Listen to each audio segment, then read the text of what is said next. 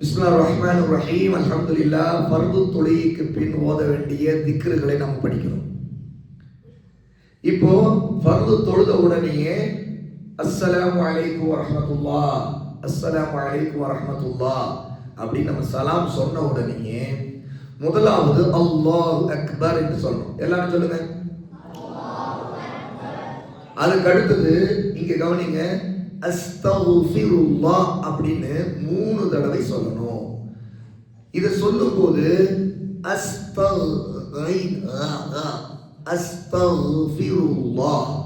அஸ்தக்ஃபிருல்லாஹ்.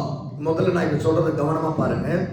அஸ்தக்ஃபிருல்லாஹ், அஸ்தக்ஃபிருல்லாஹ், அஸ்தக்ஃபிருல்லாஹ். இப்போ அப்படி ஒரு தடவை ரிப்பீட் பண்ணுங்க. அஸ்தக்ஃபிருல்லாஹ், அஸ்தக்ஃபிருல்லாஹ். இன்னும் சிலர் சொல்லல அஸ்தக்ஃபிருல்லாஹ். இத 3 தடவை சொல்றோம். இப்போ இதுக்கு என்ன அர்த்தம்? இப்போ தொழுது நாம தொழுது முடிச்சிட்டோம், சலாமும் சொல்லிட்டோம், அல்லாஹ் அக்பர்னு அல்லாஹ்வை நாம அல்லாஹ் மிகப்பெரியவன் ஒரு தடவை சொல்லிட்டு அஸ்தக்ஃபிருல்லாஹ்னு 3 தடவை ஏன் சொல்றோம்னா அல்லாஹ்வோட மன்னிப்பு கேட்கிறோம். நம்முடைய எல்லா பாவங்களுக்காகவும் மன்னிப்பு கேட்கிறோம். நம்முடைய சின்ன சின்ன பாவம், பெரிய பாவம், நம்ம தெரிஞ்சு செய்தது, தெரியாம செய்தது, எல்லாத்துக்கும் அல்லாஹ்ட்ட மன்னிப்பு கேட்கிறோம். இதை நம்முடைய நபி ஸல்லல்லாஹு அலைஹி வஸல்லம் 3 தடவை கேட்கும்படி சொல்லி கொடுத்திருக்கிறாங்க. அதுதான் இந்த அஸ்தக்ஃபிருல்லாஹ். அதனால பொருள்னா மீனிங் அப்படின்னா அல்லாஹ்விடம் மன்னிப்பு கேட்கிறேன், நம்முடைய பாவங்களுக்கு அல்லாஹ்வோட ஃபர்கிவ்னஸ் கேட்கிறோம். இதுதான் அஸ்தக்ஃபிருல்லாஹ். இந்த அர்த்தம் தெரிஞ்சுக்கிட்டு அல்லாஹ்வை மன்னிக்க கூடியவன் நினைச்சு மனசுல அந்த ஈமானோடு இதை சொல்லணும். அப்படியே தொழுதோம், அஸ்ஸலாமு அலைக்கும் வரஹ்மத்துல்லாஹி சொல்லிட்டு அஸ்தக்ஃபிருல்லாஹ், அஸ்தக்ஃபிருல்லாஹ், ஏதோ ஞாபகத்துல ஏதோ நினைவுல அஸ்தக்ஃபிருல்லாஹ் சொல்றோம். ஆனா நாக்கு மட்டும் அஸ்தக்ஃபிருல்லாஹ் சொல்லுது, ஆனா மனசுக்குள்ள அல்லாஹ்வோட மன்னிப்பு கேட்கிறோங்கிற எண்ணமே இல்லாம சொன்னோம்னு வச்சுங்க, அந்த சொன்னதுக்கும் நம்முடைய உள்ளத்துக்கும் எந்த கனெக்ஷனும் இல்லை இல்லையா, அல்லாஹ் மன்னிக்க மாட்டான். ஆனா யார் ஒருத்தர் உண்மையிலே சொல்லும் போது மனசால தன்னுடைய பாவங்களுக்கு அல்லாஹ்ட்ட மன்னிப்பு கேட்கிறோம், தான் செய்த தப்புகளுக்கு மன்னிப்பு கேட்கிறோம் அப்படின்னு நினைச்சு சொல்றாரோ அல்லாஹ் மன்னிக்க கூடியவன். ஏன்னா அல்லாஹ் எல்லாரையும் எப்போ மன்னிக்க தயாரா இருக்க. யாரா இருந்தாலும் சரி, ஒருத்தர் தெரிஞ்சு பாவம் செய்தவராக இருந்தாலும் சரி, தப்பு செய்தவராக இருந்தாலும் சரி, தெரியாம செய்தவராக இருந்தாலும் சரி, அல்லாஹ் மன்னிக்கிறவன். ஏன்னா அல்லாஹ் நம்ம மேல ரொம்ப கருணை உள்ளவன். அல்லாஹ்வுடைய ஒரு பேர் என்ன தெரியுமா? நிறைய பெயர்கள் உங்களுக்கு இருக்குது. அதுல அல்லாஹ்வுடைய பெயர்கள்ல ஒரு பெயரு அல் கஃபார், அல் கஃபூர். அல் கஃபார், அல் கஃபூர் சொன்னா பிழைகளை, தவறுகளை மன்னிக்க கூடியவன் அர்த்தம். இப்ப சொல்லுங்க, அல் கஃபார் சொல்லுங்க, அல் கஃபூர் தவறுகளை, பாவங்களை மன்னிக்க கூடியவன். நாம் செய்த சத்தமா நாம் செய்த சிறிய தவறுகளாக இருந்தாலும் பெரிய தவறுகளாக இருந்தாலும் அதை மன்னிக்க கூடியவன்.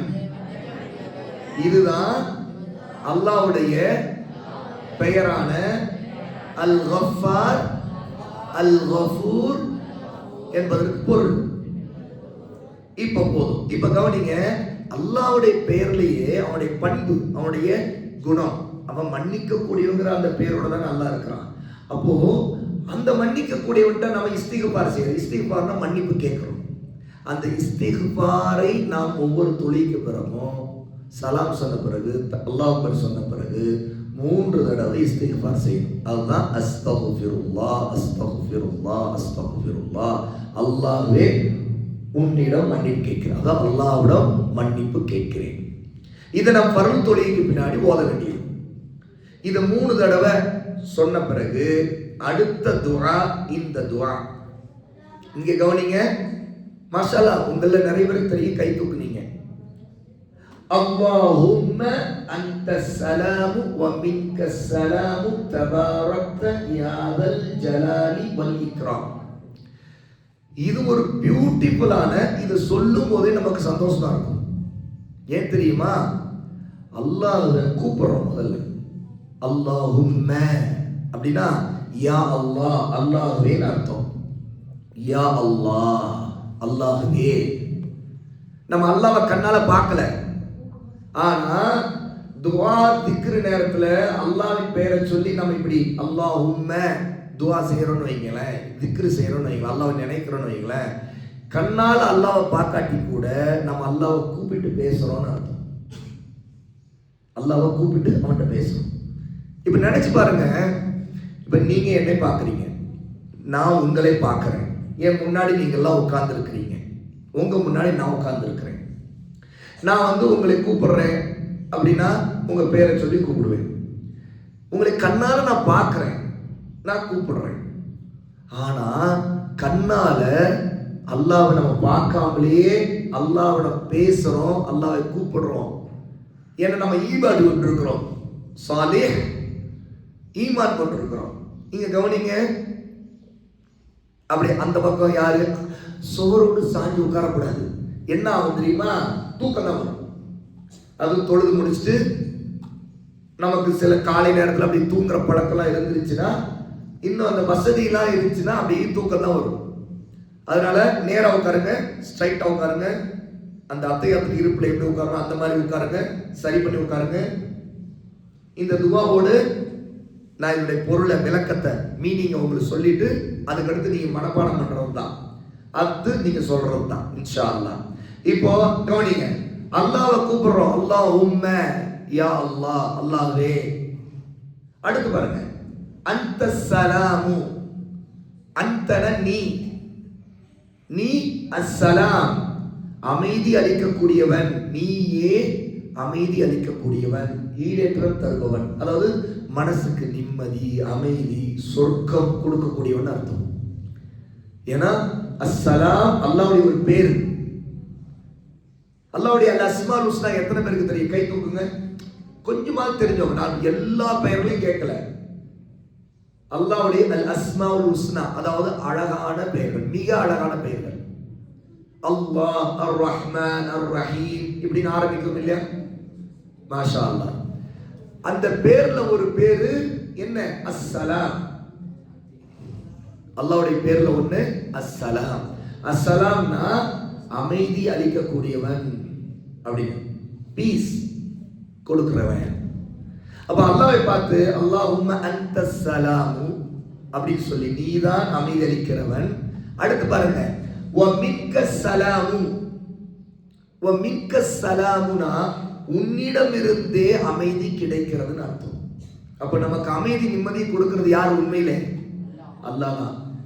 நமக்கு கவலை, கஷ்டம், வலி, வேதனை அல்லது நிம்மதி இல்லாத நிலை எதுவா இருந்தாலும் சரி, அல்லாஹ்விட நீங்க துவா செய்து அல்லாஹ் தான் சலாம், ஆகவே அவன்கிட்ட இருந்து அமைதியை கேட்கணும். அல்லாஹ் யார் நினைக்கிறாங்களோ அல்லாஹ்வுடைய இந்த பண்பு, இந்த சிஃபத் என்ன? அஸ்ஸலாம்ங்கிற பண்பு உள்ளவன், அதாவது அமைதி கொடுக்கக்கூடியவன்.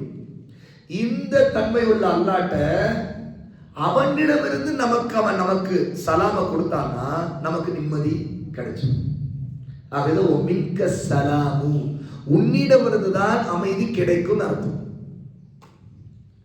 அப்புறம் பாருங்க, தபாரக்த யா தல் ஜலாலி வல் இக்ராம், அல்லாஹ்வுடைய பெயர்களும் இதுல இருக்குது. பாருங்க, தபாரக்த, நீ பரக்கத்து நிறைந்தவன், நீ வளமிக்கவன். நீங்க மனப்பாடம் பண்ணணும். இந்த 3 வரி இருக்குது, இன்னைக்கு நீங்க மனப்பாடம் பண்ண வேண்டியது இதுதான் இன்ஷா அல்லாஹ். ஏன்னா நேற்று நீங்க அஸ்தக்ஃபிருல்லாஹ் 3 தடவை சொல்றதையும் அதனுடைய அர்த்தத்தை நேரா வந்து இங்கே முன்னாடி சொன்னீங்க, எல்லாரும் முன்னாடி சொன்னீங்க. மாஷா அல்லாஹ். இன்னைக்கு இந்த துஆவை இதோடைய அர்த்தத்தோடு, ஏன்னா நிறைய பேருக்கு துஆ தெரியும் ஆனா அர்த்தம் தெரியாது. உண்மையா இல்லையா? துஆ மனப்பாடம் பண்ணியிருப்பீங்க, திக்ர மனப்பாடம் பண்ணியிருப்பீங்க, ஆனா அர்த்தம் தெரியாம இருப்பீங்க. அதனால தான் இப்போ பவர் பாயிண்ட் ப்ரெசன்டேஷன் முன்னாடி உங்க முன்னாடி கண்ணில் முன்னாடி வச்சிருக்குது, எழுத்து நல்லா தெளிவா பெருசா தெரியுற மாதிரி. நீங்க என்ன செய்யணும்னா இந்த துஆவுக்கு இந்த அர்த்தத்தை மனப்பாடம் பண்ணிடணும். இப்போ அதுக்கு மீனிங் நான் உங்களுக்கு சொல்லிட்டு இருக்கிறேன், எக்ஸ்பிளைன் பண்றேன், விளக்கமா சொல்றேன். யாதல், ஆமா யாதலுக்கு அது ஸ்பெல்லிங் மிஸ்டேக் இருக்குது. ஆனா சில இடங்கள் அப்படி வரும். ஆனா நீங்க யாதல் ஜலாலி வல் இக்ராம் அப்படின்னு படிங்க இன்ஷா அல்லாஹ். சரிங்களா? தபாரக்த யாதல் ஜலாலி வல் இக்ராம். இப்போ தபாரக்த அப்படின்னா அல்லாஹ் நீ பரக்கத்து நிறைந்தவன் அர்த்தம். அல்லாஹ்வோட தான் பரக்கத்து இருக்கு. நமக்கு பரக்கத்து வேணும்னு வைங்களேன், ஈசா கண்ணை இப்படி கசக்கிங்க, இப்படி இப்படி கசக்கிங்க, அப்படி இன்னும் கொஞ்சம் தான் முகத்தை இப்படி தொடங்க, சரியாயிடும். யூஷா அவரை பாருங்க, தூக்கம் வச்சுன்னா கண்ணை கசக்கி இப்படி முகத்தை தொடங்கும். வேற யாருக்கு தூக்கம் வருது? இஸ்மாயில், இஸ்மாயில் உட்காருங்க, நேரம் உட்காருங்க, சரியா உட்காருங்க. ஃபர்தீன் அப்படியா, அப்படி தூக்கம் உங்களுக்கு மேய்க்குது வரலாம் நமக்கு சில இடத்துல ஒரு. ஆனா நீங்களா அதை கட்டுப்படுத்தணும், நீங்களும் உங்களே டைவர்ட் பண்ணணும் தூக்கத்தை விட்டு. ஏன்னா பழகின ஒண்ணுல இருந்து திரும்ப ஒரு நல்ல பழக்கம் வரணும்னா டைவர்ட் பண்ணணும். இந்த மாதிரி நம்ம படிக்கிறதுக்காக உட்கார்ந்துருக்கிறோம் அப்படின்னு நீங்களே டைவர்ட் பண்ணணும். வேற யாரு? அவங்க கொஞ்சம் முகத்தை நான் நல்லா தெளிவா பாக்குறேன். மர்சூக் அப்படிங்க பாருங்க, கண்ணை இப்படி கசக்கி இப்படி முகத்தை தொடங்க, நேரம் உட்காருங்க. அர்ஷத் நேரம் உட்காருங்க. சாலிஹ் நேரம் உட்காருங்க. இப்போ நம்ம இதை முடிச்சுட்டு இப்ப நீ மனப்பாடம் பண்ணணும். நேரம் நமக்கு குறைவு, ஏன்னா கொஞ்சம் கொஞ்சமா தினமும் கொஞ்சம் கொஞ்சம் தான் நமக்கு. இப்ப கவனிங்க, யாதல் தபாரக்த அப்படின்னா அல்லாஹ் நீ பரக்கத்து நிறைந்தன்னு அர்த்தம். பரக்கத்துனா பிளெஸிங்ஸ். Allah is blessed. அதான் அல்லாஹ்வோட தான் எல்லா பரக்கத்தும் இருக்குது. ஓனரே அவன் தான், அதுக்கு சொந்தக்காரனே அவன் தான், பரக்கத்துகள் அவன்கிட்ட தான் இருக்குது. அதுதான் தபாரக்த, நீ தான் பரக்கத்து நிறைந்தவன், எல்லா பிளெஸிங்ஸும் உன்கிட்ட தான் இருக்குதுன்னு அர்த்தம். அப்படி அல்லாஹ்வோட தான் எல்லா பிளெஸிங்ஸ் இருக்குன்னு சொல்லிட்டு நம்ம அல்லாஹ் இன்னும் போக யாதல் ஜலாலி வல் இக்ராம், கண்ணியமும் மேன்மையும் மிக்கவனே. கண்ணியம் ஹானர், அல்லாஹ் ரொம்ப ரொம்ப ஹானர் கூடியவன், எல்லா கண்ணியம் இருக்குது அவன்கிட்ட தான். ரொம்ப உயர்ந்தவன், ரொம்ப கண்ணியமானவன், ரொம்ப உயர்ந்தவன் அவன் தான் அல்லாஹ். அவதான் யாதல் ஜலாலி வல் இக்ராம் அப்படின்னு நாம சொல்றோம். இத இன்ஷா அல்லாஹ் ஒருவர் அஸ்தக்ஃபிருல்லாஹ் 3 தடவை சொன்ன பிறகு அல்லாஹும்ம அன்தஸ் ஸலாம் வ மின்கஸ் ஸலாம் தபாரக்த யாதல் ஜலாலி வல் இக்ராம், அல்லாஹ்வே நீயே ஈடேற்றம் தருபவன். ஈடேற்றம்னா அமைதி, சரியா? உன்னிடமிருந்து ஈடேற்றம் கிடைக்கிறது, அதாவது உன்னிடம் தான் அமைதி கிடைக்கிறது. நீ வளமிக்கவன், அவன் நீ பரக்கத்து நிறைந்தவன், கண்ணியமும் மேன்மையும் மிக்கவனே, உரியவனே அப்படின்னு அர்த்தம். ஆக இதை இன்ஷா அல்லாஹ் இப்போ மனப்பாடம் பண்ணுவோம்.